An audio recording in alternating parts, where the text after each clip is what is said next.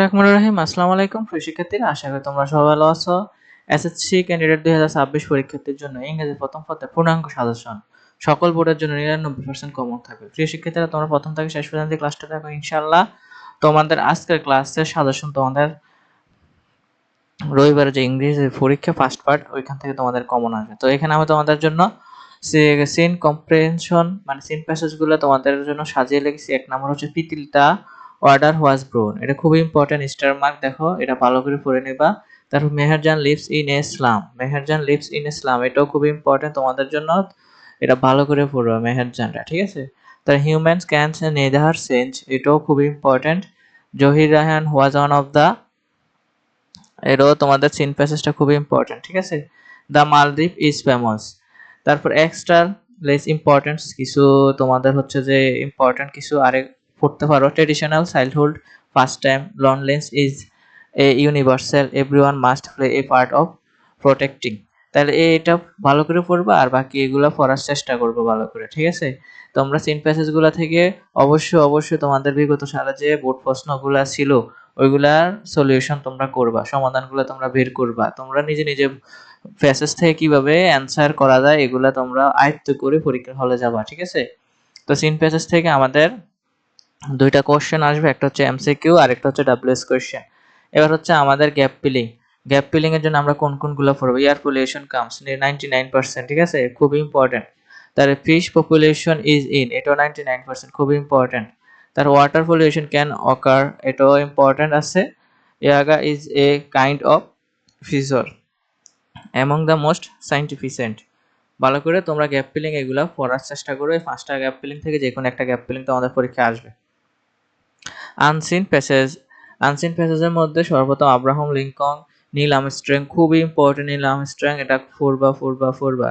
John Milton, William উডসুথ, তারপর হচ্ছে জীবানন্দ Das, Stephen Hawking, খুবই important Stephen Hawking, Charles Babbage, খুবই ইম্পর্টেন্ট। তারপরে the Nobel prize is the world, Humayun Ahmed, Albert Einstein পড়বা, ঠিক আছে।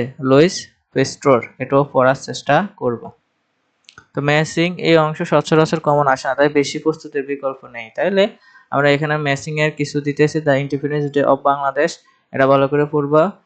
Food security, food security we use English human beings, air pollution is caused by a variety, global warming is greenhouse gas source of energy, এগুলা পড়ে নিবা, ঠিক আছে প্রিয় শিক্ষার্থীরা। এরপরে তোমরা তোমাদের জন্য রিয়ারেন্স, রিয়ারেন্স হচ্ছে হাতেম তাই, তারপর হচ্ছে অ্যান্ড্রোক্লেস, শেখ সাইদি, তার ফাস্টর physician, Napoleon and the boy, the old sailor, penicillin, doctor Alexander Fleming, Shamim Belal, the ideal king and wish, সক্রেটিসও পড়ার চেষ্টা করবো, সক্রেটিস খুব ইম্পর্টেন্ট, ঠিক আছে প্রিয় শিক্ষার্থীরা। আমরা রিয়ারেন্স গুলো দেখে নিলাম। এরপর হচ্ছে যে আমাদের পোয়েম, কবিতা, বুকসটা পড়বা। Time we old gypsy man, O me O life, তারপর পড়বা